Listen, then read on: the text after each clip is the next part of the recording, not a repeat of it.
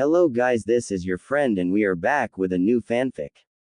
Which is What If Naruto Found Love in the Winds of Suna with Temari Part 2. And if you enjoy this fanfic, then please press the like button and subscribe to my channel for more fanfic like this. And now let's start the fanfic. Naruto had begun the day by getting to the academy ahead of the students and watching as they filed in while he stood upside down on the ceiling. Being spontaneous as an instructor was pivotal to his approach. If he did the unexpected, his students would never be bored, always wondering what he was going to do next. With that in mind, he waited and watched as all his students faced the front, waiting for him to come in. Smiling at their willingness to learn, he cut off the chakra to his feet and dropped to the floor. To say the children were surprised to see their teacher fall from the sky was an understatement. Necks immediately cracked upwards to see where the hole in the roof was that he had come through. Not finding one, their eyes asked the unspoken question. Naruto chuckled and put his hands behind his back. Well then, good morning class. Good morning Naruto-sensei. Good to see you all. Did you all do your assignment last night? Heads nodded, indicating that most were able to pull it off. Some heads hung in defeat, since they hadn't managed to trick their families. Naruto scowled and clapped his hands. Now, we won't be having any heads hanging in my classroom. You're all beginners, and if you didn't do it the first time, keep trying until you do. I don't ask for anything other than you try. Now then, I'm going to make clones and I want you to show them that you can henge into at least 3 different shapes. If you have any trouble, they will assist you. He quickly made the clones and they began to watch the children. A couple struggled and were straightened out soon enough. The problem was either too much or too little chakra. Once their little problem was stomped out, Naruto clapped his hands and the class faced him again. Okay, we're going for our morning run now. Everyone outside and do 5 laps around the village. The children complied again and ran around the village. They finished their run and stood in a line, some puffing, some huffing, all tired. Naruto led them through their calisthenics and told them to sit. All right kiddies. Today, we're going to be doing taijutsu. Now, personally, I have no style. I'm a brawler by nature. I go in and I try to beat the crap out of the other guy. If I get hit, I get hit. But that's me. I'm going to be taking notes on you. I want you all to pick a partner and spar, light contact only. Many of you are from families of ninja and I'm sure you've been shown some form of martial art. Maybe soon, I can get an assistant that can help with taijutsu forms. We'll worry about that later though. Now, split up. The kids broke into pairs and began to spar, with a Naruto for each couple. This continued until lunchtime, when Naruto went to Gaara's office. It was quickly becoming a habit for the Jinchuriki. With lunchtime over, Naruto motioned for the kids to lie on the floor and try to walk up the wall again. The next day would be covering the hand seals. He'd only shown them how to make the henge, he hadn't shown them the seals and the proper usage of them. He'd rectify that tomorrow. He sighed and looked out over his students. I wonder how Temari is doing. Said Kunoichi had finally arrived in Konoha and was walking to the Hokage's office. Konoha was no longer one of her favorite places. This was a village that had turned its back on one of her most treasured people. Naruto was a savior to the people of Suna. He had done so much for Gaara and had asked for nothing in return. The people of Suna, well, most of them, treated him like a hero. Here in Konoha, he was a reminder of the past, a reviled thing no matter what he did. Hell, Gaara had killed people, his own people, in the past and the citizens of Suna mostly forgave him. Temari nodded absent-mindedly to the people as she passed. Her thoughts weren't with Konoha at the moment. A sudden realization made her cringe. She'd have to meet all of Naruto's friends at some point and the only ones she didn't mind were that Hyuga girl and Shikamaru. The thought of the lazy Chunin brought a smirk to her face. To think she used to have a small crush on the lazy ass. She sighed as she came before the door of the Hokage Tower. She wasn't looking forward to this. Tsunade had been worried ever since Naruto left. She'd been so relieved when she received Gaara's note that he had arrived safely, but had yet to hear anything else about her favorite blonde. He'd been gone a little over 2 weeks and she was already tired of her job. She hadn't realized how much the boy made her appreciate what she did. His desire to be in her position made her continue on every day. Without him there to prod her though, she simply didn't have the drive or motivation. Perhaps it was time to pass it on to someone else. She laid her head on her desk and sighed heavily. Maybe she could move to Suna too. Temari opened the door after receiving the okay from Shizune. She had been expecting Tsunade to be asleep, as she'd found her like that several times. She was not expecting to find a depressed woman sighing into the veneer of her table. Temari coughed into her hand and shut the door behind her. Tsunade raised her head off the desk, her vision obscured by a paper stuck to her forehead. She growled and grabbed the offending object, balling it up and throwing it across the room. Temari smiled at her childishness and took a seat. Come now Tsunade-sama, did the paperwork really deserve that? Tsunade glared at the kunoichi in front of her, trying to melt her head with her stare. She hadn't wanted to be disturbed by anyone and had thought she had told Shizune that. It was then that it dawned on her that Temari could give her an update on Naruto. Her face lit up and she smiled at Temari, slightly frightening the other blonde due to the mood swing. How is Naruto? Is he doing all right? How's Suna taking him? He hasn't done anything stupid, has he? Temari sat there dumbfounded for a moment. She'd known that the Hokage liked Naruto, but to the extent of wanting to talk to him above diplomacy. Who'd have thought? Don't you believe that we should talk about business first, Tsunade-sama? Screw business. I want to know how Naruto is doing.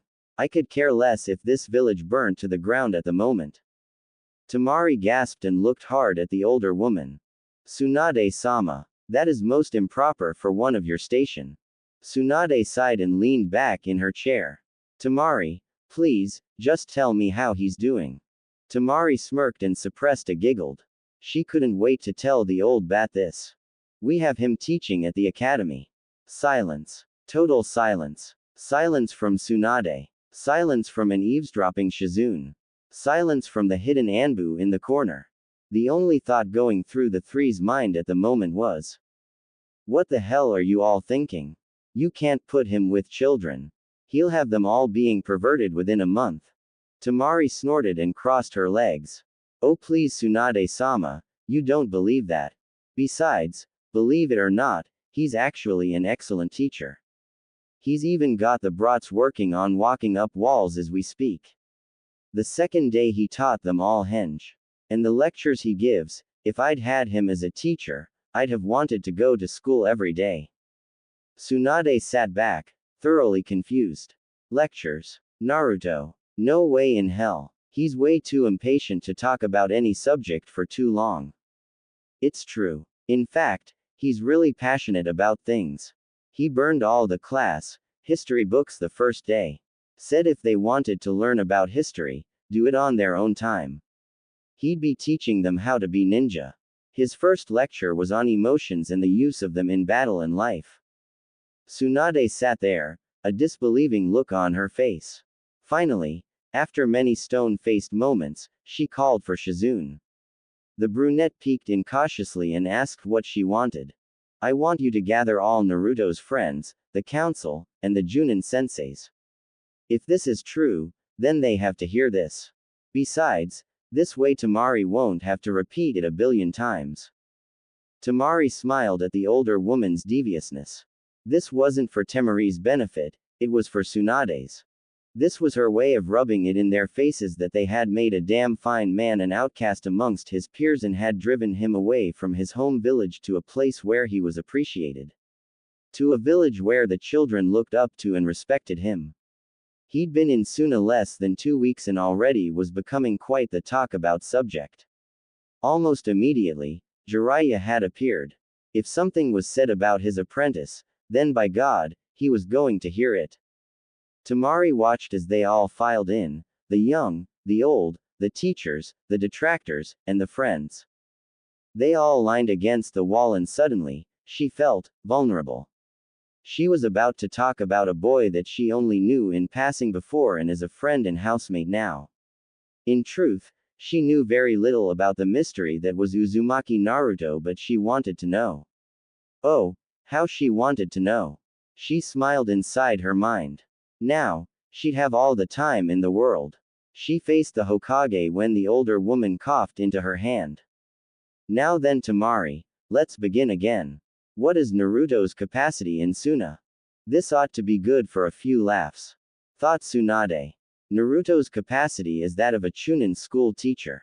A cricket would not have dared to break the silence that permeated the air in that office. Not until one Nara Shikamaru snorted and gave his opinion in his usual slow drawl. Uzumaki Naruto, a teacher. Fit, that'll be the day. Now what does he really do? Shikamaru, he really is a teacher, and from what I've seen, he's one of the best we've ever had. The kids love him. Shikamaru knew then that it wasn't a lie, it wasn't a joke. Temari was simply incapable of delivering a joke when in the presence of so many important people. She was all business, although her eyes held a mirthful glint, like she was enjoying this. So troublesome. Ahem, now that we have that out of the way. Temari, continue with your analysis. Thank you, Hokage-sama. Naruto is coming along nicely from what I've seen. The people of Suna have taken to him very well, and so have his students. He gave them a lecture the first day about the dangers of being a ninja and gave them a chance to wait for another teacher.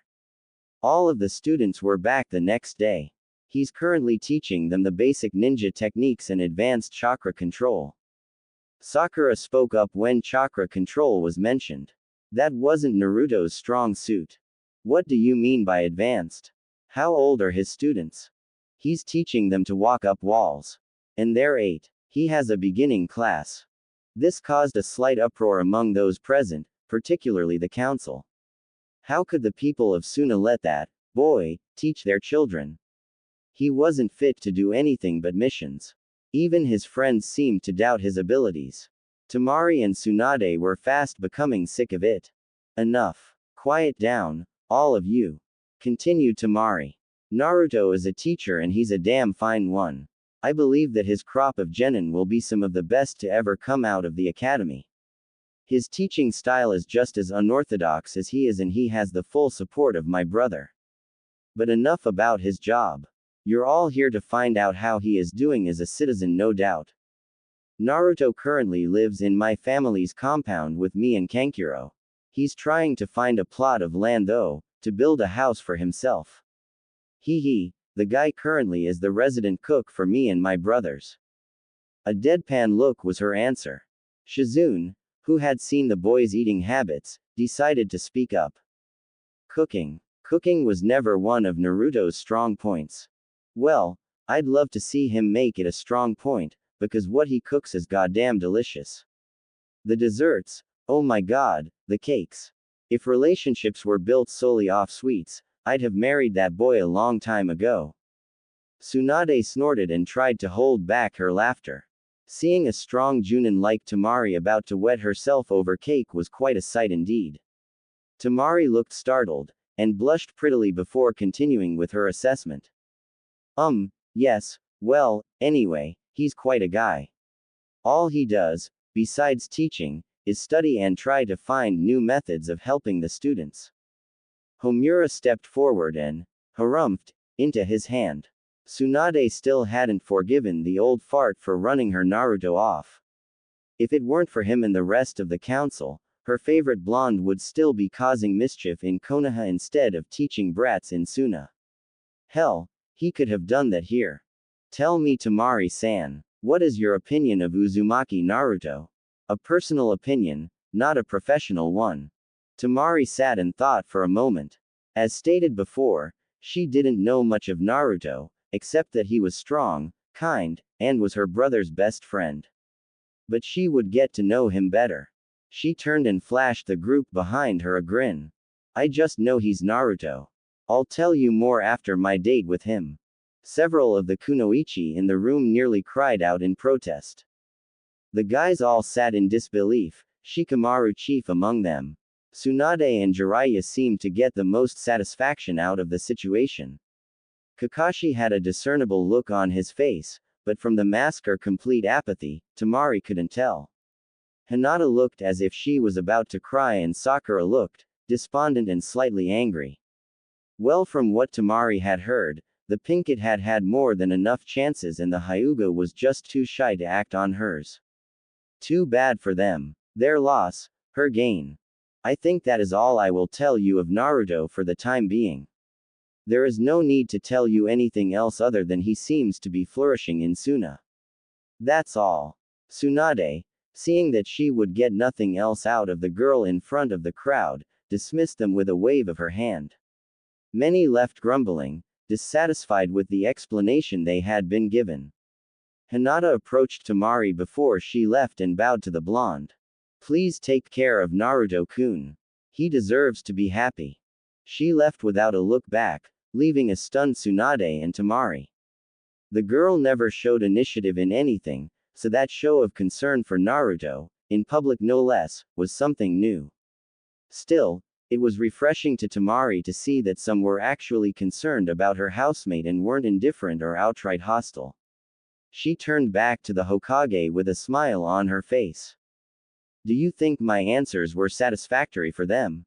Not in the least. Now, you're going to tell Jiraiya and me what he's actually been up to. I know that was the abridged version. Temari spent the rest of the evening telling the two Sannin what their younger counterpart was up to. They laughed at her stories about mealtime at the compound and silently praised Naruto for trying to make ninja instead of genin. Tsunade was not happy about his desire to pass on his Kage Bunshin, but didn't think he would in the end anyway. Academy students simply didn't have the chakra capacity for the jutsu. Jiraiya was quite proud of his student and made a point in his mind to visit him soon to see the fledgling teacher for himself. That would be a hell of a sight, Naruto preaching about ninja code and jutsus to a bunch of starry-eyed brats. He snickered under his breath, making the two blondes face him, wondering what the hell he was laughing about. He waved his hand dismissively. I was just imagining Naruto as a teacher. It still makes me laugh since he wasn't exactly a model academy student. Tsunade chuckled as well, but Temari frowned. Didn't these people have any faith in Naruto? Seriously, he wasn't a bad teacher. Don't laugh at him. He's actually a really good teacher and the kids respect him, which doesn't happen often in academies. Jiraiya raised an eyebrow and smirked at the girl. Oh, getting mighty defensive of my student, aren't you? I happen to know that he's a moron, and as for your motion that he can cook, I sure as hell never saw it during our training trip. Now Jiraiya did not get to where he is by being stupid. He's quite devious and not above pushing buttons to get information. And Temari made such an easy target. He is not stupid. And for your information, he's a wonderful cook, much better than my brothers or me. His cakes are so good I ate one by myself and had a tummy ache for the rest of. She trailed off at the end and glared at the two older people, one who was guffawing without shame, the other who was biting her lip, trying not to laugh at the poor girl. Tsunade was able to rein in her laughter, just barely, when Temari huffed and crossed her arms like a child. Now, Temari, don't pout. We were just teasing you. Although, it seems you've fallen prey to Naruto's natural charms. Natural charms? Tsunade smirked and folded her hands in front of her face. Why, yes. It's the same reason Hinata found him irresistible for years. He just has a way with people when you actually get to know him. If you look beyond his bubbly exterior and see that he's actually an insecure individual who just wants to be loved, it makes knowing him all the more fulfilling, because you're helping him just by being there. Temari sat and pondered on that. It was true that the more time she spent with Naruto, the more he opened up to her. But that was everybody in general. She cocked an eyebrow in surprise when the two older ninja in front of her got serious all of a sudden. As far as your date with Naruto, let me make it clear that if you intend to harm him in any way or get his hopes up and then dash them like glass on rocks, we will personally end you. Do you understand? Temari nodded dumbly. Bit overprotective, aren't you? Not in the least. That boy is my godchild, and even though I'm not the best parental figure, I still try to look after him. Jiraiya gave her a perverted leer, and Temari was immediately wary. Although I must say, the boy has impeccable taste. You are a delicious young thing. Once Jiraiya's screams couldn't be heard over the distance Tsunade had flung him, she turned back to her desk and put her face in her hands. Why, oh why, do I put up with that idiot in this village? Temari could only nod in silent agreement. After nearly a week in Konoha, the kunoichi was happy to get back to her native land. She loved the atmosphere of Konoha. It was peaceful, and the scents of the different flowers were intoxicating, but the winds of the desert and the warmth of the sun on her skin always made her feel at home. She wondered idly as she walked what the rest of her bunch was up to. Gaara was more than likely up to his ears in paperwork, Kankuro was probably playing with his dolls, and Naruto should have been able to teach the children all about hand signs by now and maybe gotten them started on Kawarimi. Her smile widened when she remembered that she had a date with him. She looked at the position of the sun, and it was still early morning. At her rate of travel, she'd arrive back in Suna in the morning. If she was lucky, maybe she could catch one of Naruto's lectures and see how he was still doing with the students. Listening to those lectures of his was a good way to pass the time. The boy had such a hypnotic voice, and the way he passionately made sure the kids understood was so cool. Yeah, she'd definitely try to catch his lecture. As she sat in her hotel room, in the town right outside the Suna border, she wondered about her past life and why she'd never had a love interest. It hadn't been for lack of wanting, but with Gaara's reputation she'd never had a guy brave enough to approach her. Shikamaru did, but that was purely out of duty, and he knew that Naruto could stop Gaara if he tried anything. Her reputation as a tough bitch hadn't helped either, but then, you garner that when you're a Suna kunoichi. It just comes with the headband. She sighed when she thought of her past. Everything she had at the moment was thanks to that blonde idiot, and he didn't think anything of it. He was so clueless as to just how much he changed people he met. To him, Gaara was just another person that was lonely. He wasn't a soulless killer, he was just another who had been driven to the brink of insanity and needed someone to help him. But that was everyone he came across.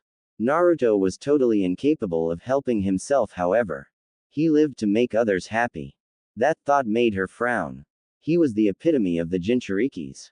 He sacrificed himself to make others happy. And she was going to change that. Even if things didn't work out between them, she wouldn't let him throw away his happiness just so he could sit on the sidelines and watch as everyone else laughed and loved together. Temari's sleep had been fitful. Her thoughts were consuming her, and this wasn't what she wanted, especially before a big date. Or a little date at least. She wanted to have fun, and with Naruto, that was a very big possibility. Of course, since it was Naruto, there was also the prospect that her evening would end with her beating the hell out of him. Either way, at least her evening wouldn't be boring. Temari didn't even bother stopping at the gates of Suna. She flashed her pass, although it wasn't necessary since everyone knew who she was and looked up at the sky. Perfect. If Naruto still had his schedule, then she'd just catch the beginning of his lecture. Gaara wouldn't mind much. She slid beside the building and peeked around the corner. Good. Naruto and the kids had just finished their morning run and would soon be done with their calisthenics. Then, lecture time. Deciding there was no need to hide, she leaned against the building and watched as her fellow blonde led the children through some stretches. She was reminded of her own education watching them all. Of course, her father being Kazekage led to her having a private tutor in Baki, along with her brothers. She hadn't had much interaction with kids her own age, and that hurt. But seeing all these young ones trying made her smile. She watched as they all sat in a semicircle around Naruto. Show time. Naruto had been having a good week. The kids' training was coming along nicely, and they hadn't complained when he suggested they study history in their spare time. To him it wasn't important, but then again, it never hurt to study past battles and apply it to your current strategy. It never hurt to learn anything, and that was something he tried to impart to his students. Jiraiya was a perfect example of a ninja never stopping learning. The old hermit was fascinated with his Oroku no Jutsu and tried multiple times to use it, but to no avail. It didn't mean he stopped learning though. Naruto looked out over his students and beamed them a smile. He still refused to learn their names, but he was quite proud of them. The other academy teachers had requested that he alert them when he was about to give a lecture, for what purpose Naruto didn't know. He made a few kage bunshin to go and tell the teachers he was ready, and that's when he saw Temari. Several of the younger kunoichi saw her as well and were excited to see the sister of the kage and a powerful junin in her own right. He smirked and motioned for her to come over. Temari walked over as smoothly as she could, trying to make it seem like she was uninterested while trying to swing her hips as seductively as she could while being subtle. The kids wouldn't pick up on the body language, but Naruto sure as hell did. He'd hung around a perverted ninja too much not to notice that walk. He didn't let it faze him too long though, and he smiled at his housemate. Hello Temari. Come to see the crop of students. Actually, I've come to listen to one of your infamous lectures. They've gained quite a reputation and I want to hear at least one. Okay. I didn't know they were that popular. I have to wait for the other teachers though. They wanted me for something. Hang around and I'll take you to lunch. Many of the students began to catcall at his offer and were immediately shushed by a stern glare from their teacher. Temari blushed slightly at the insinuation but caught herself enough to offer her own glare at the kids and walk back to her position at the wall, muttering about stupid brats. Naruto wasn't sure if that was aimed at his students or at him. After a few more minutes, the other teachers all came out with their students and sat behind Naruto's own. Temari quirked an eyebrow at the audience he had. Surely, his lectures weren't that great. They were good, but to empty the school just to listen to one. That was unheard of. She watched with slight trepidation as Urameshi Kari approached Naruto with a smile. We're ready when you are, Naruto-san. Naruto looked at her perplexed. He truly didn't know what was going on. Ready for what? Why did you all request I get you before my lecture? Why? Because we wanted our students to listen to it. And it might give us some pointers so we can spice up our own lectures. Just be yourself and lecture about the subject you had in store for your students. Do us proud. Naruto gulped and straightened his back. He'd never had an audience of this size. It was one thing to preach to his own students, it was quite another to lecture to impressionable students who were the responsibility of others. He turned back to Temari and she gave him a reassuring smile and waved her hand in a circular motion, beckoning for him to begin. He sighed and turned back to the crowd. Let me first thank all of you for taking time out of your schedules to come and hear what I have to say. I hope that I live up to your expectations. For those students who don't know me, I am Uzumaki Naruto, container of the Kyuubi. I am a former resident of Konoha, but I am now a Suna nin. It is my pleasure to speak to you today. I would like to speak to you all about loyalty to one's village and comrades today. Temari's eyes flew wide open. Oh yes, this will be most interesting. Perhaps I should send for Gaara. There was no need. As if on cue, her brother appeared at her side. He nodded to her and turned his attention to his best friend. I come from a village that espouses teamwork and loyalty above all else. And if I do say so myself, Konoha is pretty damn good at sticking to its guns. But there are glaring instances of shinobi going against that creed. I used to have a teammate by the name of Uchiha Sasuke, a holder of the Sharingan. We hated each other, but over time we began to get closer. His older brother wiped out his clan and he wanted to kill him. Sasuke would do anything to gain power to kill him, even if it meant selling his soul and betraying his village. I grew up with no one loving me, no one taking care of me. Sasuke had it all. People doting all over him, teachers lining up to take him as a pupil, a large inheritance, but he didn't care for any of it.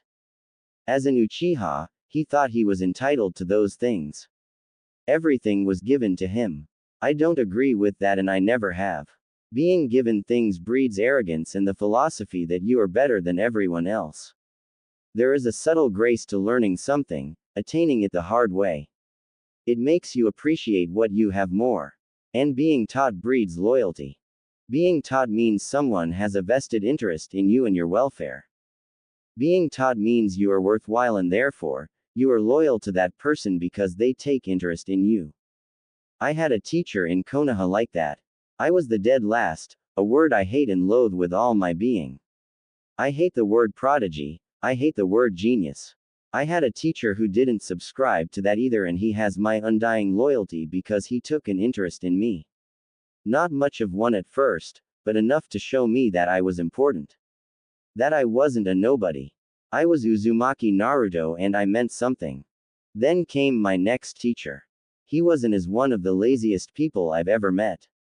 He didn't want to be a teacher and only passed us because we somehow overcame his expectations and actually tried to help one another. One of those who espoused teamwork over everything. But aside from chakra control, he never taught me anything. But I was loyal to him because he noticed me. He wasn't the best person in the world, but he actually called me by my name. He didn't call me names. But then he cast me aside to a different teacher that didn't want me. And my trust in him was shattered. But I still wanted acceptance, and so my loyalty stood. Then my substitute teacher lost a one-sided fight with my master. I call him master because he is the only true teacher I've ever had. Jiraiya of the Sannin is my master. I'd never admit that to his face, of course, but I am loyal to him without question. It's been said that I would do anything to help my friends, and that is true. I'd fight the Shinigami himself if I thought it would save my precious people. Notice that I never once said that I was loyal to Konoha. I was loyal to the people in it. That village never gave me a damn thing, and yet I still wanted to protect the people. You'd think that, it being one of their Yondaimi's final wishes, that the people of Konoha would see me as a hero and not as a monster. But that is the fate of a Jinchuriki, to be hated and reviled, even as we struggle to maintain our humanity in the face of adversity. It's been said that a person is smart.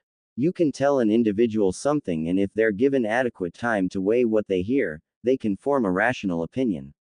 People are dumb, stupid, ignorant animals, and together, they can bring even the most virtuous and righteous of men to their knees. Listen to me when I say it is good to be loyal to your village. It is your home and you should always protect it with everything you have. But without your precious people, a village is just a collection of buildings, a place where people live and sleep, and it will never be a home to you. But, love just one person and a village of enemies can become a sanctuary of the heart. Suddenly Naruto felt very heavy. He sat on the ground and crossed his legs. He sighed before starting again. That's not to say that loyalty and friendship are always rewarded. Loyalty is different from devotion. Devotion is blindly following after something and never seeing the bad in it. I did that when I was younger with one of my teammates. I chased her and was oblivious to the fact of how pathetic it made me seem. But still I protected my teammates against insurmountable odds and never once received a thank you. And despite my bubbly facade on the surface, I was quite bitter on the inside. It seemed that no matter what I did, my loyalties would never be returned. And then Sasuke defected to Orochimaru. The same man who tried to destroy our home, all because of a promise of power. The price of said power was his body and mind, and yet he didn't care. As long as his brother died. And so our bonds were broken. And like an idiot, I kept trying to reshape those bonds and bring him back. I couldn't accept that he would willingly betray his village. And I had made a promise to my crush and I couldn't break that bond either. That was how my loyalties lay. But of course, my story is complicated and there are many variables that I haven't brought to the surface. The point of the lecture is that loyalty takes both sides being true to one another. Trust is the key. If you trust your comrades with your life and they can trust you with theirs, then you have their loyalty and you have theirs. If you can trust your village never to betray you, and you show that you will never betray it, you both are loyal to one another. But loyalty is a two-way street and both sides have to be willing to walk it. Remember when you leave today, that trust and loyalty are some of the hardest things to attain and some of the easiest things to break. One incident is all it takes to completely shatter whatever bonds you had with those precious to you. And that trust and loyalty may never be rebuilt. And if it is, it will take a long time. That's a sad truth, but it is a truth nonetheless. I want all of you to think on this. Naruto looked around and all eyes were on him. The children sat in awe at the frank discussion and even the teachers were impressed. Naruto sighed and smiled at the throng. Sometimes he felt so old. Remember to protect those precious to you. I say that quite a lot, but it is a rule to live by. Remain true to your ideals and your loyalty will never be questioned. And if anyone ever questions your loyalty, work twice as hard to prove you are the better man. Do not sink to their level, questioning a fellow ninja's integrity. If there is one thing I cannot stand, it is a traitor to one's village and friends. If any of you ever turn on our home. At this, Naruto channeled a fraction of the Kyuubi's power to change his appearance and give his voice that demonic edge. Everyone in attendance, except the Sand siblings, were frightened at the sense of power. When he wanted a point across, he'd get the point across. I will have no mercy upon you. I will request to be the one to hunt you down. All of you children are vital to this village's survival. Do not let visions of grandeur and false power lure you into betrayal. Do not fall into the trappings of others more foolish than you. Naruto let the demonic chakra fade and watched as the audience caught their breath. To their credit, the kids looked awestruck. Perhaps, there was hope for him here if they were so understanding. I'm sorry if I frightened you, but you must understand that I will not tolerate traitors. You were taught to be ninja, the best of the best, in this village and you should never abandon it. If things don't go as you wish, try to change it. Don't run from your problems. Face them head on and I'll always be proud of you. Now I'm going to lunch and I suggest you do too. I'm starving. Whatever tension was in the air dissipated immediately. The teachers all chuckled and ushered the kids back inside. Naruto strode to the Sand siblings and put his hands on his hips while giving them a foxy grin. Well, how'd I do? Gaara, HMMPHED, and nodded his head. It had been a good speech. Temari smirked at him and crossed her arms under her chest. Was the demonic chakra necessary? Some of them might have pissed their pants. They need to understand the dangers of running off and betraying the village. If someone had threatened Sasuke like that, I don't think he ever would have left. Gaara sighed and shook his head. In any event, you two come to my office and we'll have lunch before you return to your class. Naruto. Temari, you have to give me your report anyway. Gaara shunshined away, leaving the two blondes. Temari threw an arm around Naruto's neck and grinned. And after class, you and I have to discuss the particulars of our date. I hope you've been saving up while I've been gone. I have expensive tastes. She too disappeared. Naruto stood blinking for a moment before sighing. Why did I ever agree to that? There was no answer as he shunshined away. But the wind seemed to carry a lilting laughter on it at the Jinchuriki's plight. Lunch with Gaara was always a blast, one way or another.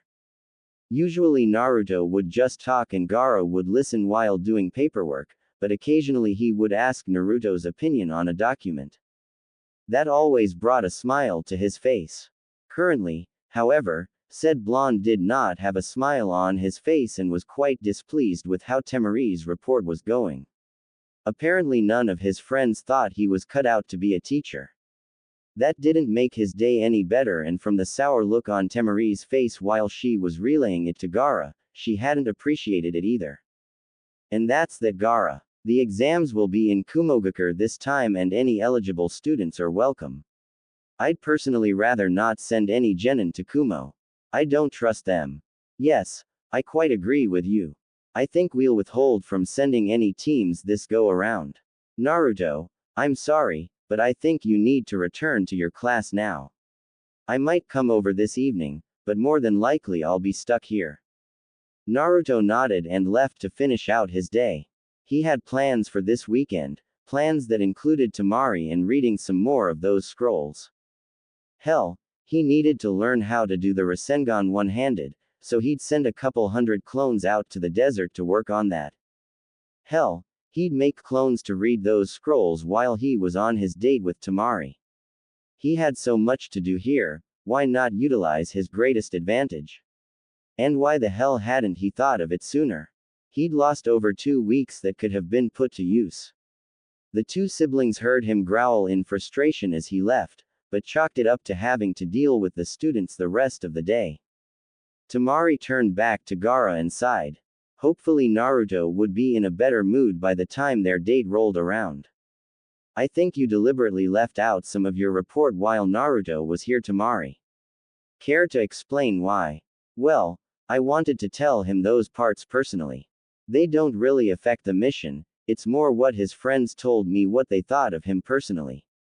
Several of the people in that room caught me at different times during my stay in Konoha to ask about his development here and what I thought. I'm going to have to get a different hotel next time. They wouldn't leave me alone. I see. Well, Konoha is of no consequence to Naruto anymore. He is of Suna now. I'm sorry, Temari, but I have other matters to tend to. If you'll be so kind as to write up your report and turn it in later, you are excused. Temari nodded and left out the door, headed to the compound. Her thoughts were running to her date with Naruto and what she should wear. She didn't have anything beyond her normal clothes really. Well, she had a couple exquisite kimonos, but aside from that she didn't have anything. She was never one for formal dresses or suits. She didn't like pants, they constricted too much of her movement with the fan. Battle-style kimonos or her old battle dress were her favorite clothing. They allowed her full range of movement and in her opinion, made her quite the looker. She sighed as she walked through the compound's gates. Suna was her home and she never wanted to live anywhere else, but she loved the flora of Konoha. If only they had a garden in Suna, a park, something green. Her own experiments with gardening had ended on a low note. Even the desert flowers hadn't been able to grow under care. She laughed lightly at her misfortune. She was less nurturing than the desert. Yeah, that would attract the guys. Opening the door, she was greeted by the sight of two of Kenkuro's puppets swiveling their heads to look at her. She raised an eyebrow in annoyance at her brother's actions. He knew he wasn't supposed to bring his toys into the living area. Hey Kenkuro. He peeked around from a new puppet he was building and grinned at her. Hey sis. How was your trip? Aggravating. Any problems while I was gone? Nah. You missed a bunch of good meals, but other than that, no. Naruto spent most of his time cooped up in his room, muttering something about land and making it fertile. He has some plans for the property he's trying to acquire apparently. Really? I hope he remembers we're in the desert. There's not much you can grow beside cactus out here. Ah well, he'll figure it out soon enough. Not like there's enough of a water source to support a garden anyway. Hey, you never know sis. That kid surprised us all before. Maybe he can do something. At the very least, he might have a window box. And I say that the area is too acrid and dry to sustain anything. But we'll see. Now if you'll excuse me, a hot shower and a good night's sleep are in order. Oh, and you missed another good lecture by Naruto today. I caught him giving one on loyalty to one's village. And you missed several good ones while you were gone. You know he has other teachers recording what he says to use for future classes. It's a totally new teaching system for Suna. Maybe we should share it with Konoha. I don't think we should share anything with those assholes. Before he could ask what she meant, Temari was up the stairs and had the shower running. Kenkuro shrugged and went back to tweaking the traps on his newest puppet. His sister had always been an enigma to him, why should anything be different now? Temari calmed as the hot water cascaded down upon her. She moaned as she felt her muscles loosen and she did what she always did while in the shower. She sat down so that the hot water fell like rain and crossed her legs, letting the warm feeling wash over her. It always helped her to think to do this and it was relaxing. She closed her eyes and thought about her current situation. She'd heard talk since Naruto was staying with them that he was one of the best looking guys in Suna. No arguments there, but these women didn't even know him. They knew he was a Jinchuriki and she had heard more than once say they'd like a go at the demon. That pissed her off. People like Naruto and her brother were not toys. What they wanted, more than anything, was to be loved like a normal person, not touted and revered for the demon in them. They especially did not want to be simply for their stamina. Most Jinchuriki seemed to stay away from relationships and physical contact if at all possible. Naruto was an exception, but even he had problems with public affection. A simple hug could leave him disoriented and confused if it wasn't a person close to him. She'd have to break him of that. She shook her head to rid herself of the depressing thoughts. Now then, what should she wear for her date? She nearly squealed with anticipation. She'd never actually been on a date. Eating out with Shikamaru had been about the closest she'd ever gotten to it. Hopefully, nothing would ruin it. She sighed happily and washed her body off. She felt better than she had in days. Amazing what a hot shower could do to help one's mood. Wrapping a towel around her torso and rubbing furiously at her hair, she glanced at the clock. She'd been in there for over an hour. Naruto should be getting home in a couple hours, but he probably wouldn't want to go out tonight. Best to wait for the next night. It was a weekend after all, and they'd have all the time in the world. Really and truly, she just wanted to crawl into bed and sleep. In fact, that was a hell of a plan. If Naruto was cooking, she'd smell it and bolt downstairs anyway. She dove under the covers and snuggled against her pillow. She'd just take a quick nap. Naruto watched with pride as his students left the room. They were coming along nicely in his opinion. One of them had managed to make it onto the ceiling that day and stayed for all of 3 seconds before plummeting to the floor. Yes, they were coming along nicely. Henge was quickly becoming their favorite pastime and he had begun to send them out to infiltrate the other classrooms. He placed a clone in the hallway to watch for any students going to the bathroom and would wave over a random student to go and replace them in the classroom. This had become a favorite game of his students. One of his students had managed to not only infiltrate a classroom, but to disrupt it as well.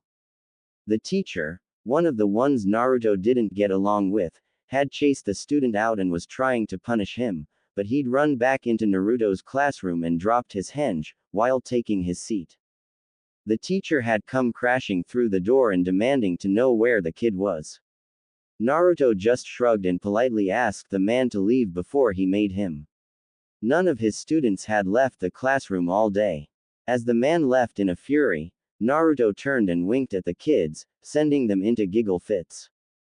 He'd become a favorite teacher at the academy and the children loved to hear him speak.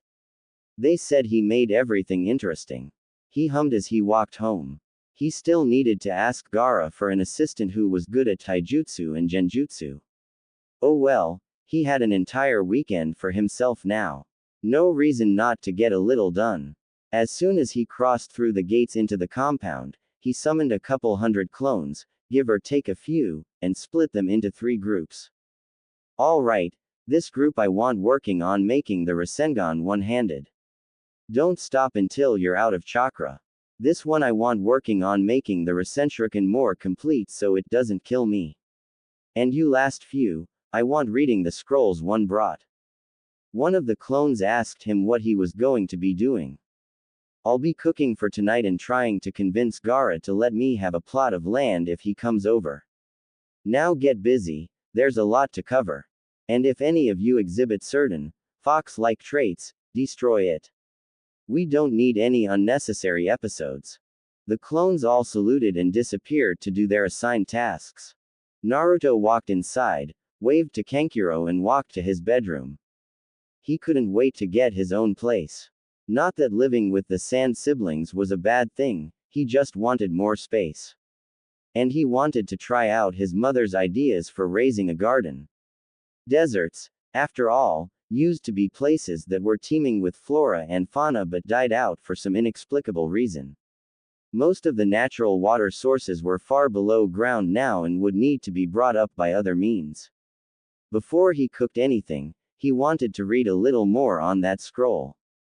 The more he read, the more intrigued he was. The first Hokage had been a Mokuden user, but no one really knew where the ability had come from. It was an unknown ability. His mother had been able to duplicate it, to a certain extent, to make her garden massive and the most beautiful in Konoha. He'd noticed several unidentifiable species of flowers when he'd visited his parents' home, but they were wild now, and untamed from years of lack of care. He just needed the land to try his luck. Naruto looked over at the clock and decided it was time to get up and cook supper. As he opened his door, he felt that slight jar in his mind as a clone dissipated and the memories came to him.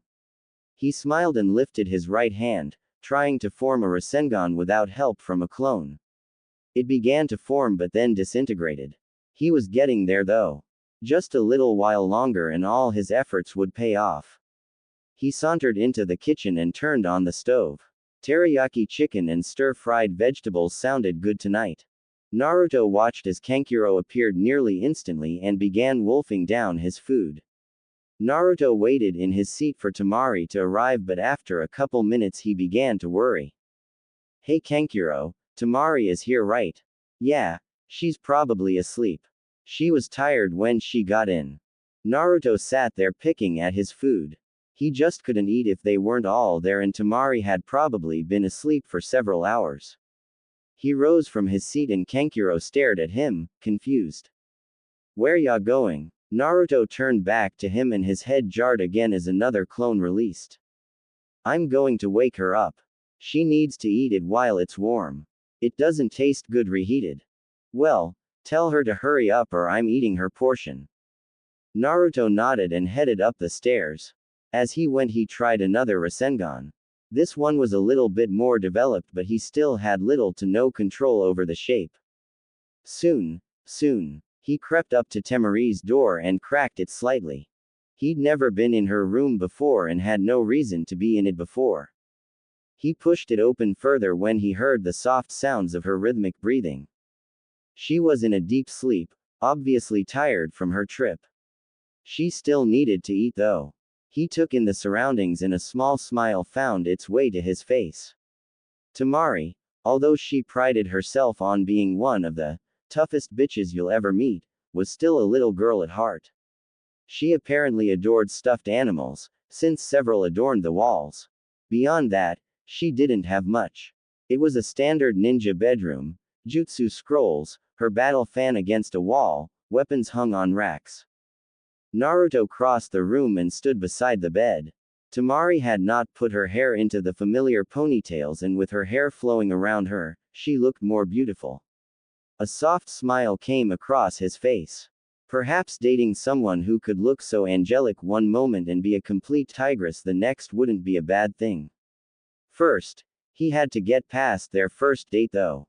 Rousing himself from his whimsical thoughts, he shook her shoulder and softly told her to wake up. Temari had been having a dreamless sleep and it was very relaxing. Usually, her mind was so all over the place that she couldn't sleep. She groaned when she felt something soft touch her shoulder and begin to shake her. The voice calling out to her was very gentle and it reminded her of days when her mother was still around. Thinking of those days made her heart ached and she latched onto the familiar feeling. Naruto hadn't been expecting Temari's arm to shoot out and grab his. Nor had he expected her to pull him onto the bed and roll over, hugging him like he was a teddy bear. Although the act was quite comfortable, and maybe she'd be willing to do it again later, the food was getting cold and he didn't want to have to explain to an angry Temari why he was in her bed. He tried to move but she latched onto his waist and snuggled against him, rubbing her face against his stomach. He tried not to laugh at the childish gesture but it was hard. He tried to wiggle out again, no go. She had a death grip on him. Temari was enjoying the warm sensation. She had been comfortable under her covers, but she had neglected to take something soft to cuddle with when she dove under them. She couldn't quite remember purchasing or receiving this particular toy however. It was soft and yet hard, but not unpleasant. It smelled of the earth and the forest, and chicken teriyaki. And it kept trying to rouse her from her sleep while whispering softly. Her eyes slowly cracked open to see what exactly she had in her arms. They flew open when she saw the golden tresses and familiar sheepish grin of one Uzumaki Naruto. Naruto had been trying in vain to escape the kunoichi's clutches but to no avail. He looked down when he heard a gasp and then a growl, straight into Temari's wide eyes. Time to run damage control. Temari, before you think what I know you're thinking, I came up here to tell you supper's ready. I was shaking your shoulder and you yanked me on top of you. I couldn't get loose. You have a very firm grip. Do you work out? He scratched the back of his head and tried to look as cute as possible. In recent years, he'd figured out that the more clueless and hapless he looked, the easier it was to get away with things. He was thoroughly surprised when Temari sat up on her knees and grabbed him by the front of his shirt, shortening the distance of their noses by a couple centimeters. He'd been drug up to his knees as well when she grabbed him, and he took note that at the moment her legs were on either side of his right thigh. And she wasn't wearing pants. Or panties for that matter. In fact, if that oversized shirt rode up just a little higher, Naruto blushed at the implications and his gaze snapped back up to meet Temari's. Temari noticed that his gaze traveled down to where she was essentially sitting on his thigh. She hadn't thought much about it until she remembered that she wasn't wearing any underwear. She fought to keep the blush down and pulled him closer until the tips of their noses touched before she growled out. Not only do I expect you never to mention this, I expect my date later to be flawless, you hear? And the one after that better be just as spectacular. Naruto gulped and nodded before he realized something. The one after. But we haven't gone out on our first date yet. Temari smirked and patted his cheek. It was fast becoming a favorite taunt when dealing with him. Why Naruto, I'd be stupid to let such a fine male specimen get away from me after just one date. Besides, I seem to be losing more and more of my clothing every time I see you. Maybe next time, I'll lose everything.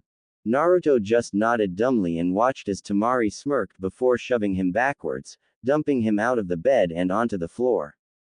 I'll be down shortly to eat, now get the hell out of here unless you want me to kill you.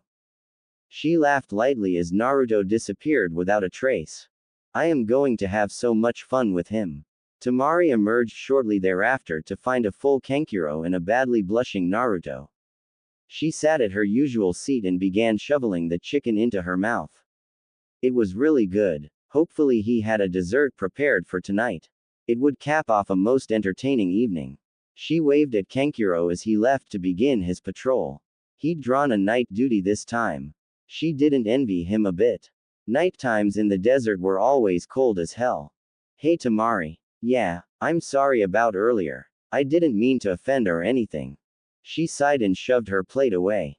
The guy was too concerned with others' welfare and way too apologetic. Naruto, you don't have to apologize for something that you didn't mean to happen. I'm not upset. Okay, hey Temari. Yeah, I don't think you told me and Gaara the whole story about your trip. Did something else happen while you were there? If you give me some dessert, I'll tell you. Naruto smiled and left into the kitchen, coming back with an apple pie. Temari stared at it hungrily and held out her plate. He chuckled and cut her a generous portion, which she immediately devoured and held out her plate for another. You don't get any more until you tell me more about your trip. Fine. I told you everything about the meeting in the office. What I didn't tell you was that all your friends came to talk to me at different times to see how you were doing. Most were genuinely curious and wanted to know how you were faring. The Hyuga girl was happy that you were getting along so well. Her teammates were happy for you too. The others all just wanted particulars of what you were doing and why you chose Suna, whether or not I was actually going to go on a date with you, that kind of thing. The two most interesting were your former sensei and your teammate, Sakura. Temari was lounging in her hotel room, enjoying a snack of dango and chilled sake, when she heard knocks on the door. She growled as she got up. Those friends of Naruto's were about to drive her up the goddamn wall. They just wouldn't leave her be. The only ones who had been somewhat pleasant were Hinata, who had treated her to dinner in exchange for some stories about the amicable blonde, and Aruka, who had offered to help her with whatever paperwork she might have this trip if she shared some of Naruto's teaching secrets with him. She was shocked to see Naruto's two ex-teammates standing before her. Sakura spoke up hesitantly. Temari-san, may we come in? We just want to ask a few questions and then we'll leave. Temari sighed and gestured for them to come in. Sure, why not? Everyone else has come by. I figured you two would be among the first. She waited until they were situated in the room's two chairs and she took up her station on the bed, sitting cross-legged while munching her dango. Well, go ahead, ask away. Kakashi cleared his throat and ran a hand through his silver hair. Temari did not like the man. She had heard Naruto's story of the Chunin exam and how he had asked Kakashi to stop Gaara's fight with Sasuke, fearing for his friend's life. Kakashi had blown him off and nearly caused Sasuke's death. No, she definitely didn't like the laid-back Chunin. We just think that some of the things you've said are a little over-exaggerated. For one, Naruto can't be a Chunin without passing an exam. The Case Cage himself promoted him. Very well. But him being a teacher at a school and only having been there for a short time. It doesn't sound plausible, and Naruto doesn't have the necessary skills to teach anyone. Temari narrowed her eyes and sat the dango down. She'd suddenly lost her appetite. And why, pray tell, is he not fit to teach? What makes him so unfit? Naruto doesn't even have a good grasp of the basics. How can he teach others something when he can't even do it? It doesn't add up. Yes, Temari-san, Naruto was always the weakest at the basics in the academy and on our team. Besides, he can't be around children with him being as unstable as he is. Unstable? How dare you say he's unstable? Those kids love him and the way he teaches is perfect. He teaches practical things, not stupid-ass things like useless history and meaningless theory on simple techniques. But those things are vital to a ninja's growth. No, what is vital to a ninja's growth is that they realize that they aren't invulnerable, that there are always ways to grow and learn. They aren't bulletproof. Naruto is teaching those kids life skills, not just jutsus and book smarts. Sakura got a little miffed at the mention of book smarts. That was always her strong point. Well, that idiot couldn't teach about that anyway. He doesn't know jack about history. Temari laughed at the two and picked her dango back up, taking a bite. You'd be surprised what that guy knows. He's not going to teach them history, he has them learning that at home. He's going to teach them useful things. He's already teaching them chakra control by having them walk up walls. He's teaching them infiltration by using henge. He'll be starting them on kawarimi soon. He's beginning to build up their muscles and reserves by making them exercise. He's a good teacher. And how does he keep them in line? I know personally how much of a handful he was to teach. He uses Kage Bunshin to teach each one personally. That way no one is left out. Temari watched with satisfaction as realization dawned on the two's faces. But she also knew that changing an opinion didn't happen in one day. And these two were always some of Naruto's biggest detractors, no matter how well they covered it up. Well, I guess it's true that everyone has a niche in life. Naruto was never as strong as Sasuke-kun, so I guess teaching would be more his speed. He's broken his promise to me anyway. Temari nearly growled at the girl. Is that all he's useful to the two of you for? Bringing back that god-forsaken Uchiha? I don't know why he cares about the three of you, it's beyond me. If you don't have anything else to say, I'd suggest you leave before my fan finds its way into my hands. Sakura and Kakashi stood abruptly, both rather angry at this point. Naruto was theirs, no one else's. He was the one that tied their group together, and the fact that he had left still stung. Kakashi left without another word, but Sakura was used to getting in the last jab and turned at the door. I suggest you rethink your stance on dating him too, Temari. He's not normal, you know. There's no telling what he'd do to you in a relationship. Temari simply shoved the girl out into the hallway and ground out her reply before slamming the door in her face. I know that he's one of the best guys I've ever met and you're just jealous of me, because you weren't able to keep him under your thumb. Face it, Haruno, your first choice sucked and ran off to play grab ass with a snake in your back up left because all but a few didn't appreciate him. You lose at the game of life and I might actually win. Now fuck off, I need my beauty sleep. She slammed the door in the girl's face and turned around, but heard her call through the door. You can't sleep for beauty if there was never any beauty there in the first place, you bitch. Temari chuckled and kept eating her dango before going to bed. Yeah, but beauty's only skin deep, Haruno. Ugliness goes a lot deeper and I think the blonde idiot finally saw that. That's why he left your village. Konoha's ugliness ran pretty damn deep. Naruto sat back and whistled after she finished. Temari held out her plate and he cut her another piece of pie. Wow, that's a hell of a story there, Temari. I never could really get a good grasp on what those two actually thought of me.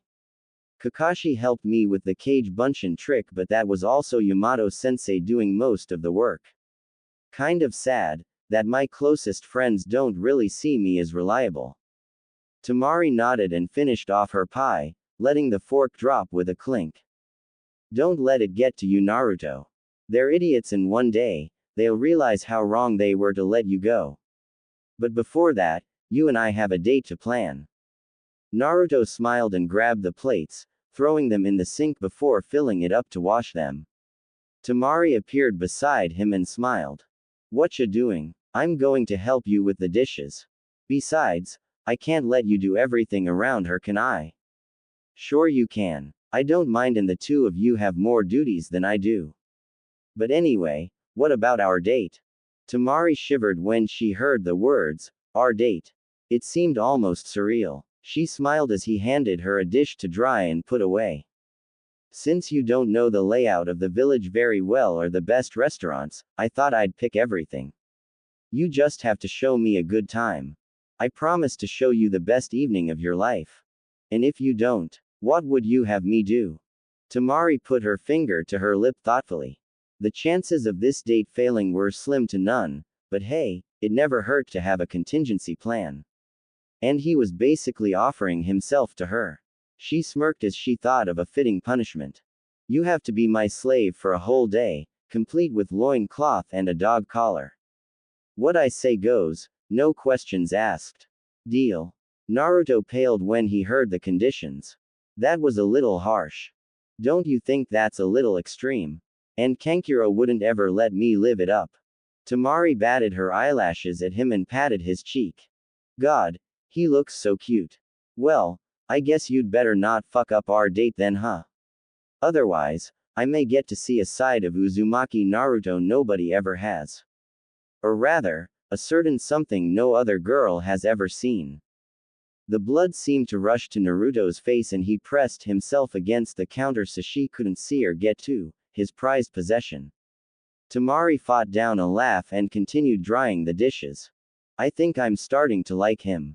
He's definitely boyfriend material. And I wonder what he would look like in a loincloth. She refused to answer Naruto's question of what the nosebleed was all about. Naruto woke up the next morning at the crack of dawn. There was much to do and so little time to do it. He needed to perfect the Rasengan and the Rasen Shuriken. He had made good progress with the Rasengan and was well within completing it fully. The Rasen Shuriken was another story altogether. It was still shredding his arms and the memory of that pain was not comforting. Luckily, none of his clones had had a Kyuubi episode, and hadn't needed to be dispelled. He figured that another 200 clones and he'd have Rasengan perfected by lunch. He wondered how many he should dedicate to the Shuriken technique as he wandered down to start breakfast. He wanted to avoid Temari as much as possible, at least until that evening. That way they'd have something to talk about. He grunted as he grabbed some eggs out of the fridge. Thinking in too many directions had never been his strong point. First, he had to get his priorities straight for the day. As he sat the frying pan down on the burner and turned it on, he quickly stepped outside and formed 200 clones. He gave them their instructions and they rushed off into the desert to work on the technique. He figured it wouldn't be too long now. He shuffled back inside and cracked the eggs against the pan, pouring the yolks inside. Stage 1 complete, now for stage 2. He waited for his eggs to finish before putting them on a plate and taking a seat at the table. As he quickly ate, his mind turned back to his date for the night. She was certainly a lively one. She loved to tease him for some reason, and yet, even when she was aggressive, there was an underlying playful tone to it. He shook his head and wolfed the rest of his eggs down. He couldn't afford to be distracted today. There was too much to do. Not wishing to wash his plate at the moment, he threw it in the sink and walked out the door.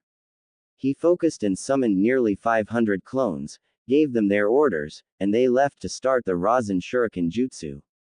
He hoped they would make some headway today. Turning on his heel, he began to trek to Gaara's office. He wanted to get started on his land if possible. Gaara had been having a peaceful morning, something not often seen in Suna.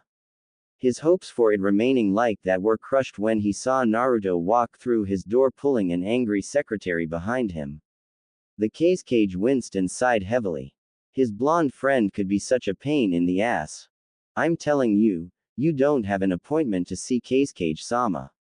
Please leave now. And I'm telling you, I'm a friend of his and it'll only take a moment. Get off me, lady.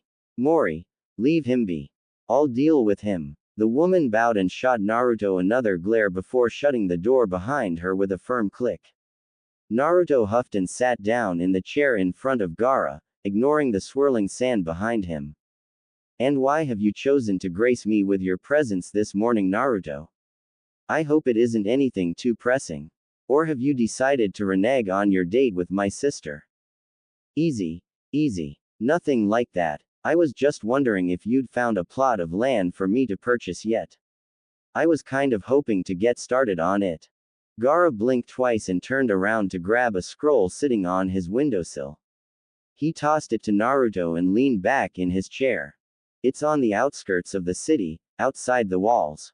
It's all I could get you that put you away from everyone else. You have virtually unlimited space, it's larger than the compound. There is a small spring located in a cave on the property and sparse vegetation like you asked for. It is truly a desolate little piece of dirt. Why did you ask for those specific requirements? Naruto grinned at his friend and stood to leave.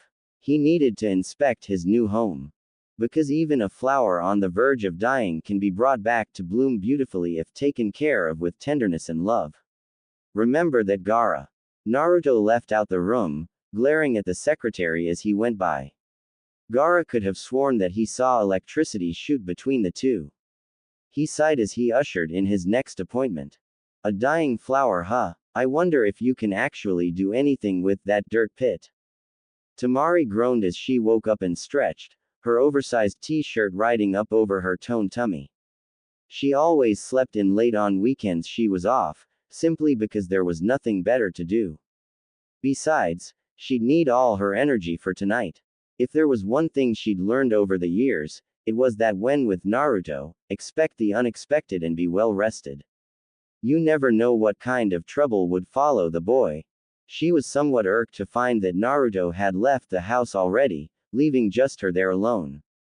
While not normally a problem, she had become somewhat accustomed to having the blonde there in the house somewhere. He was like a security blanket. As long as he was close she felt safe.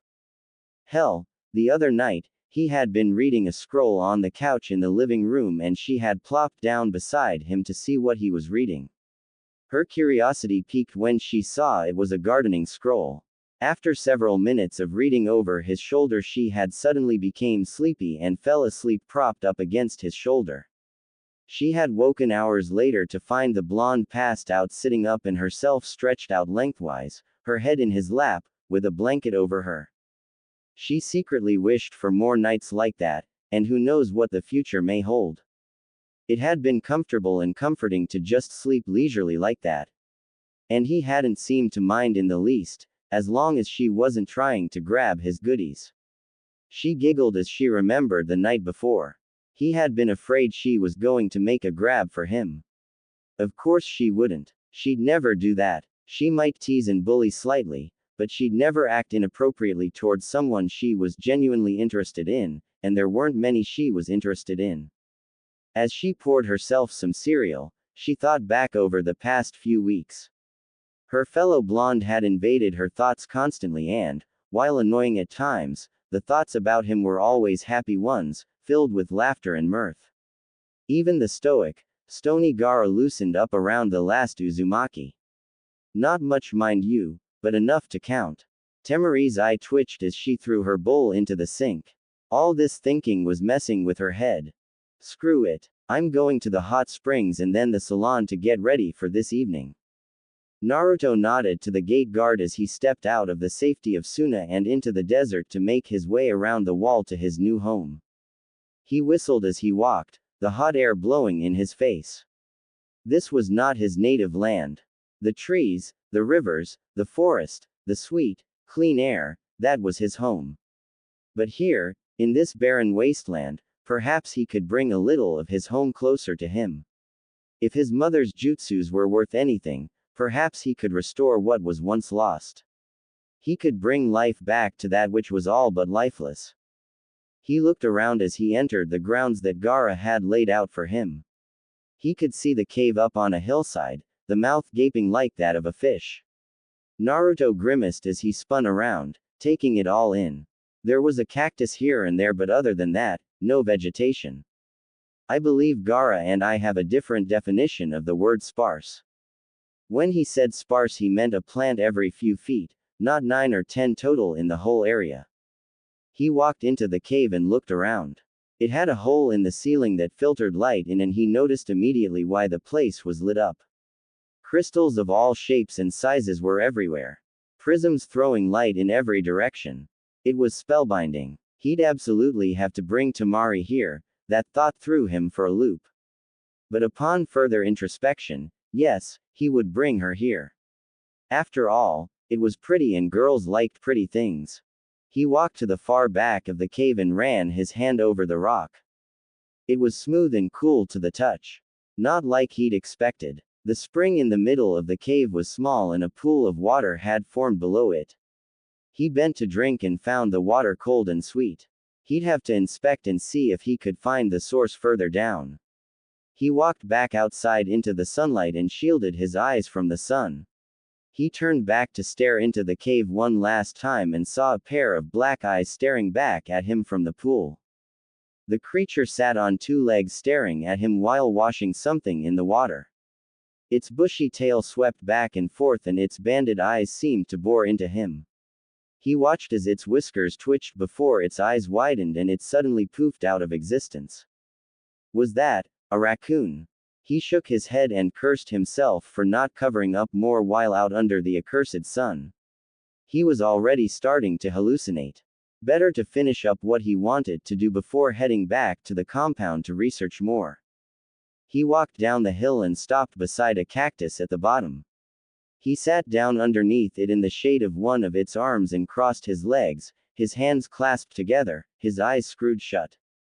He shut out everything around him, the wind, the sand, the blistering heat of that damned sun.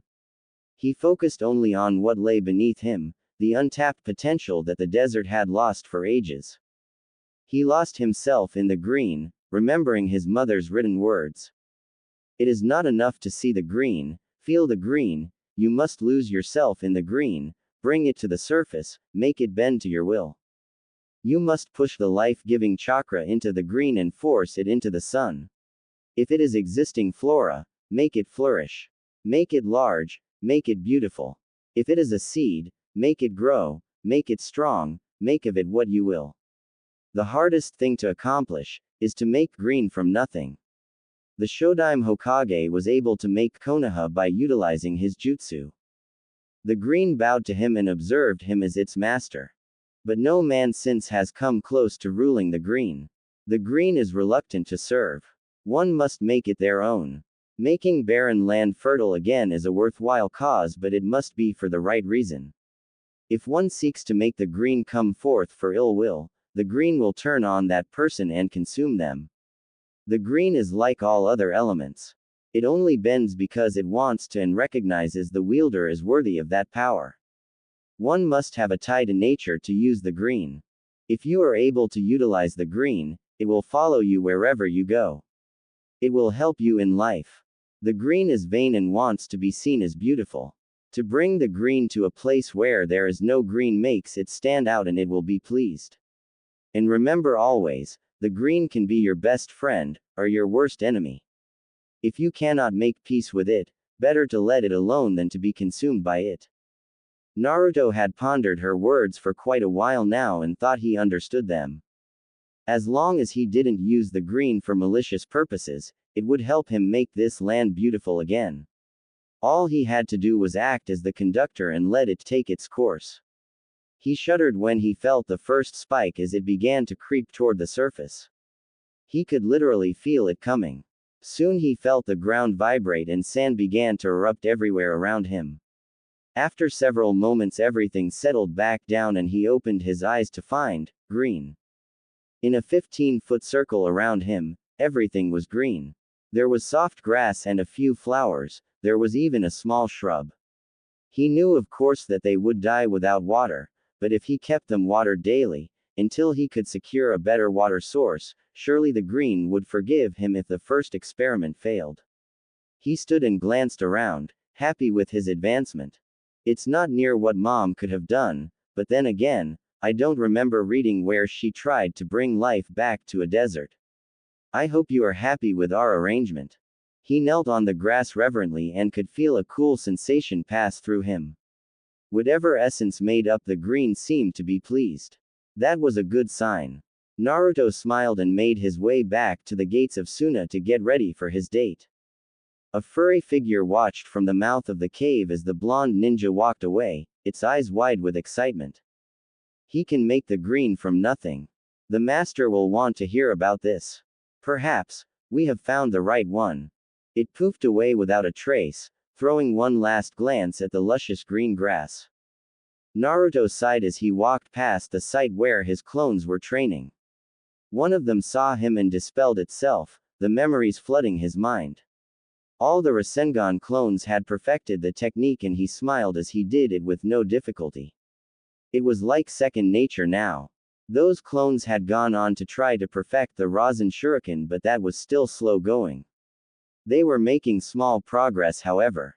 The blood flow was lessening with every try. He waved to the guards as he walked past toward the compound. It still was unsettling even now to be walking through the streets of a city and not be looked down upon. Hell, some of the girls were pointing and giggling at him. Not because he looked funny, but because they were thinking impure thoughts about him. It made him happy and sad at the same time. Happy, because he was finally seen as a heartthrob. Sad, because in Konoha, no matter how good he looked, he was a demon. As he walked through the gates of the compound, he grimaced and looked up at the sky. Aw fuck him, I've got a new life here. He walked inside to begin cleaning up for his date, and to get a little more study time in. Temari hummed happily to herself as she walked home. Her time at the spa and salon had been wonderful. She couldn't remember the last time she'd gone there with intent to impress someone.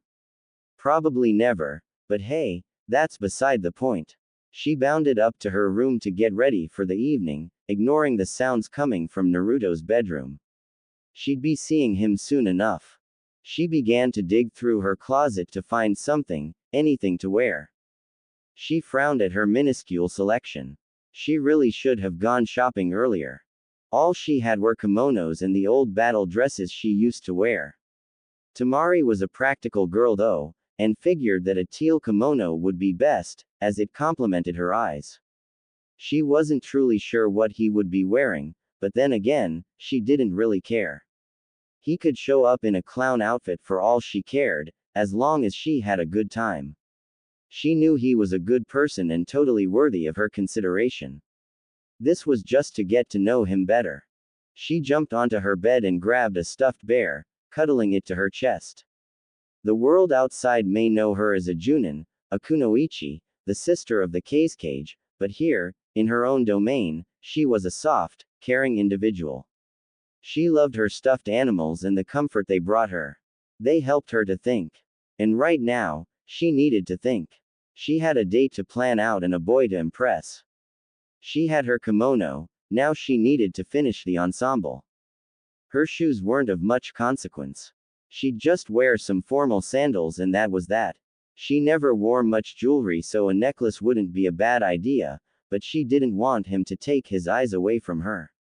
She wanted him to look at her, not at anything too glittery. Makeup was out of the question. She looked good without it and she knew it. Besides, she'd have to raid Kankuro's room to get some and she absolutely refused to wear kabuki makeup. Nope, not happening. Her mind wandered to what Naruto was doing at the moment. She wondered if he was as worried over the date as she was. Naruto was freaking out. He had no idea what to do on a date. Sure, he'd gone out eating with his friends and had even eaten out alone with Sakura once, but Sai and Kakashi had interrupted them. He shook his head and looked back at the scroll that he had been intending to read further into. He was letting old memories get to him. He needed to look to the future. He needed to think about the date. Oh fuck. What time is it? He immediately swung his eyes to the clock and blanched when he saw he only had an hour to get ready. He snapped the scroll back shut and leapt off the bed, headed for the bathroom door. He needed to shower and then pick out what he was going to wear. Shit. Hopefully Temari wasn't very picky when it came to attire. He leapt out of the shower and began toweling off, his hair standing in every direction. He growled at the follicles. They never did what he wanted.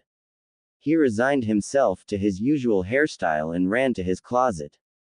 He wanted to knock her on her butt with his sense of fashion, but he had little in the way of evening wear. He'd have to use his normal clothes and try to look acceptable. At least he had one suit that was semi-formal. It would at least get him into any restaurant she wanted to go to. He threw on the outfit and summoned a clone to look him over. So, how's it look? The clone gave one last appraising look and offered a thumbs up. It'll work. You'll be able to get into formal places at least. Hopefully she'll approve. I think it looks okay. Naruto nodded and the clone dispelled itself with a salute. Naruto sat on the edge of his bed, a nervous wreck, and suddenly fell to the floor clutching his head. He growled and punched the floor. Which fucking clone's idea was it to dispel all at once? Fucking dumbasses. I hate when that happens. Feels like I've been kicked in the balls. He stood back up and shook to rid himself of the tingling feeling that came with an information overload. He glanced back at the clock and sighed. Might as well head downstairs and wait for Temari to make her grand entrance. Temari let out a long breath and opened her bedroom door. She was ready. This was it, the moment of truth. Her entire evening hinged on his reaction to her when she walked down those stairs. If she didn't get a favorable reaction from him, the date was as good as ruined right off the bat. And she didn't think she could take that. Temari calmed herself and began her descent. It was showtime. Naruto sat on the couch, twiddling his thumbs nervously. It was nerve-wracking, waiting on the girl to come down. Luckily they had no time constraints, they had no one to oversee them. This was their night. He heard her soft footsteps coming down the stairs and stood to receive her. His jaw dropped at the sight and his eyes widened. There stood Temari in a teal kimono that hugged every curve of her body, accenting everything that made her both dangerous and sensuous. Her hair was pulled back into the four familiar ponytails and Naruto was glad for that. He rather liked her unique hairstyle. She wore no jewelry or makeup, save for a locket on a choker around her neck that only diverted his attention for a moment. His eyes traveled all over her, taking in the luscious curves and the newly manicured toenails, back up to her taut stomach and the white sash around her waist, to her smooth arms and finally to her immaculate face. He drowned in her green eyes and had to pull away so that he wouldn't get lost in them. He stared at her pouting lips and barely registered the gasp that escaped her lips or the hand that rose to her chest. He was drinking up everything about her. She was beautiful. Temari had walked downstairs slightly hyperventilating. She had rounded the corner of the small hallway and had kept her eyes unfocused until Naruto had taken in her appearance. She heard no response and her heart sank. Slowly, she raised her gaze until she saw how he was dressed and she gasped and her hand flew to her chest, right over her heart. Before her stood a young man who seemed to be chiseled from the finest stone, created by a master artisan. Everything about him screamed danger and yet, he also exuded a calming aura. His well-defined muscles were present under the long-sleeved white button-up shirt he wore, the black jacket slung over his arm. The black pants were loose and yet, if she squinted hard enough, she could see the well-muscled legs beneath them. He was the epitome of how a shinobi should look. She noticed how his hair fell over his eyes and gave him an otherworldly look. She liked it like that. His blue eyes seemed endless and Temari couldn't tear her gaze away from them. She was somewhat aware of the fact that he was blatantly staring at her and usually that would warrant a bash over the head. But for the moment, they were both allowed to look unhindered. She took in his whisker marks and suddenly wanted to touch them again. She wanted to run her fingers through that oddly feeling hair. He was perfect. Both let out breaths they hadn't known they were holding and he spoke before her. "You're so beautiful." She blushed slightly at the high praise and offered her own appraisal. "You're so handsome." Naruto let a nervous grin splay across his face and crossed the room to stand in front of her and held out his arm. "Shall we?" Temari smiled and hooked her arm in his. Tonight was going to be good. "Yes, let's." The crowd seemed mesmerized by the two blondes that walked through the city on their way to dinner. Neither had said anything during their walk, preferring to save conversation for dinner, but both felt extremely comfortable with one another. Temari, despite the chilled night air, felt warm and felt no sign of goosebumps on her arms. She knew how to use chakra to guard against the hot days and cold nights of Suna, but she was sure Naruto did not. The boy didn't seem bothered by this, however. He just walked on without a hint of discomfort, and it was then that Temari remembered that every time she had physical contact with Naruto it had been warm, like a blanket had enveloped her. It was then she realized that the boy emitted a natural warmth around him and whoever was in contact with him received that warmth. It was just right, a temperature that was pleasant, and with long enough exposure, could be like a tranquilizer. Temari was enjoying it already. They reached the restaurant she had chosen and were ushered in immediately. Temari chose the best food and drink for the both of them and they lapsed into conversation to pass the time. "So tell me, Naruto, what did you think when you found out who your parents were?" A sad smile flitted across his face and his voice echoed both his happiness and sadness. "I was both ecstatic and angered, at the same time. I finally knew who they were. I had pictures, I had a family. They might not be there, but they had loved me, I had been wanted. I didn't just appear out of nowhere, you know. I hadn't always been an unwanted child. As soon as I saw my mother's face I nearly fell into tears." The picture showed her with her hand on her belly. She'd been about 8 months pregnant with me and she seemed so happy. My father stood beside her with his hand beside hers. I was happy that I was his son, but at the same time. Naruto's face darkened and Temari stiffened slightly. "I hated him for what he did. I don't now, but for a second, I did. I understand that the needs of the many outweigh the needs of the few, but the way Konoha treated me, were they really worth it? I wasn't chosen to be the jailer because of worth, I was chosen out of necessity. Any other child could have been the container, but I just happened to be born that day. Destiny. Or Kami's twisted sense of humor. Sometimes I wonder." He looked back up at her and smiled apologetically. "I'm sorry, Temari. I got all gloom and doom on you. This is supposed to be a happy day. Don't apologize. Both of our families were torn by our father's decisions. Perhaps. What about you though? Let's hear about your family. You already know that, Naruto. I never really had a family beyond Kankuro and Gaara. Our father was too busy leading a country and being an asshole to ever be a parent. Our mother was a loving individual to Kankuro and I, but I question how loving she was when she cursed Gaara upon his birth. It hadn't been his fault that father implanted a demon in him. But she didn't curse father. She cursed her newborn son. I hate her for that. Temari looked into his eyes, expecting to see anything but the understanding she saw. How was it that the boy was so empathic?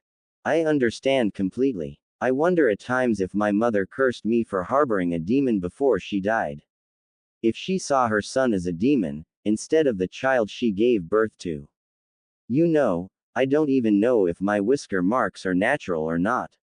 I guess it's my mark, kind of like the shape of my eyes and my canines.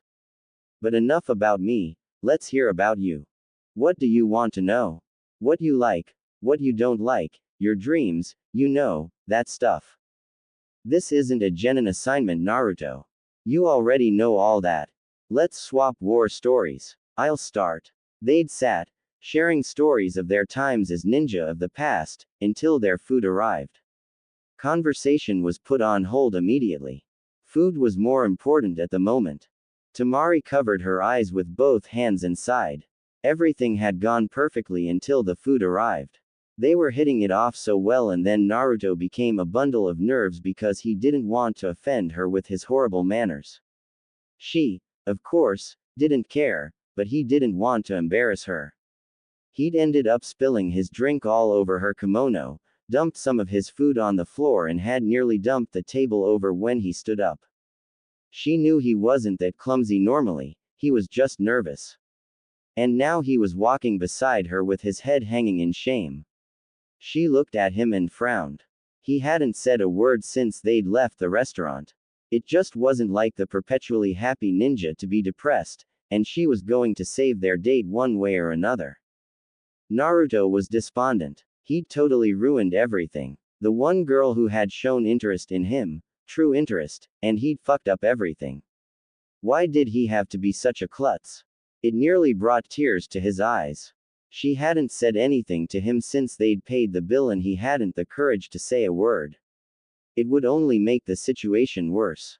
He was suddenly jerked in the opposite direction by a firm hand. Come on, Naruto, we're going somewhere else. He nodded his consent and let himself be led. When they got there, he'd apologize for his behavior and beg her forgiveness. Temari sighed as they stood atop the cliff overlooking Suna. It was truly beautiful on a full moon. The minerals in the desert seemed to twinkle like a million stars. Her vision swung to the blonde beside her, his eyes still downcast. Naruto. His head immediately snapped up. Temari, I'm sorry. I didn't mean to do any of that. Please, forgive. Shut up. Naruto winced and hung his head. So she really was pissed at him. Hot tears stung at the corner of his eyes. He tried so hard to make it perfect, but it seemed higher powers were working against him. He was just about to run home when a calloused, yet soft hand found its way to his cheek. Naruto, look at me. He lifted his eyes to stare into her green ones. No matter what, he still thought they were beautiful. I know you didn't mean any of that. And I'm not mad, I'm not disappointed. You had a bad night. You were nervous. I can understand that. I was nervous too. You didn't ruin your date's clothes. No, I didn't. But I also realized that I'm not perfect. That could have easily been me, Naruto, dumping everything on you. I find you interesting, Uzumaki Naruto, and I never was one to let something that interested me go until I was satisfied with my conclusions about it. I'm sure your conclusion of me dropped a few notches tonight. No, I'm not holding tonight against you. You know what to expect of a date now. Next time will be better. And the one after that, and the one after that. It'll get better, I promise. Naruto gaped at the girl and his breath hitched. She had yet to take her hand away from his cheek. But, why would you want to go on another date with me? Why take such an interest in me? Temari sighed and her hand dropped from his face to her side, as she turned back to the desert. She missed the warmth he gave off already and shivered slightly. You're a good person, Naruto. No matter what anyone says, I know it, Gaara knows it, Kankuro knows it, and you know it. I want to get to know you better because you're one of the few guys I've ever come across who seemed worthy of my time. And the fact that you're one of the few Gaara and Kankuro would ever approve of doesn't hurt either. Their guidelines are way too strict. Temari turned back to the stunned boy and patted his cheek affectionately. Next time will be better. Let's say, next weekend. Now let's go home, I want to get out of this kimono. Naruto chuckled nervously as she took his hand. He didn't notice the smile on her face as his warmth ran over her body. Temari sighed happily as they walked back inside the house. It had been an eventful night. She turned to Naruto and offered him a bright smile. Despite what you may think, Naruto, I enjoyed the vast majority of our date. You did good, well above my expectations. His eye twitched at that. You mean you expected a lousy date? No, I just didn't expect to have that much fun or be that comfortable around you. Now, we say goodnight. All right then, good night, Temari. He turned to go upstairs but turned back when he heard her cough and begin to tap her foot. What? Did I forget something? Yes, as a matter of fact. You forgot my kiss and hug. Kiss? Are you serious? On the first date? Not a makeout, you moron. A small, chaste kiss and a hug to let me know you appreciated our time together. I suppose that's acceptable. He crossed the room and enveloped her in a hug. He had always loved hugs since he never got them as a child. He didn't really know how to kiss though. That was one thing he was deficient in. Temari, however, was glad to take initiative and pecked him on the lips, lingering only slightly. She pulled back and smiled at him, giving him one last squeeze. See, that wasn't so hard now, was it? I expect a kiss and hug after every date. Naruto nodded dumbly and began to trek back upstairs. This evening had gone beyond his expectations. Temari followed him. Neither saw the figure appear out of the shadows holding a night vision camera. Hey, Blackmail City. Kankuro, you are the man. Temari lay on her bed in her nightshirt, a stuffed teddy bear in her arms. She couldn't get the kiss out of her head. It hadn't been more than 2 seconds, but that was enough to make her want more. It was like my whole body was on fire. I wonder if he can make that warmth flow throughout his whole body. The mystery of Naruto's warmth began to fade as sleep claimed her. She fell asleep with a smile on her face and a promise to thoroughly enjoy their next outing. It promised to never be boring with him around. Naruto was excited as all get out. He couldn't believe it. His first real kiss, and it had been great.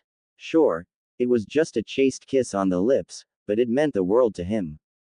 In Konoha, he doubted he ever would have experienced that intimacy, even on a friendly level. Temari liked him enough to trust him with a kiss though. If he died tonight in his sleep, he died happy. He made a promise as sleep claimed him that he would not fail her on the next date.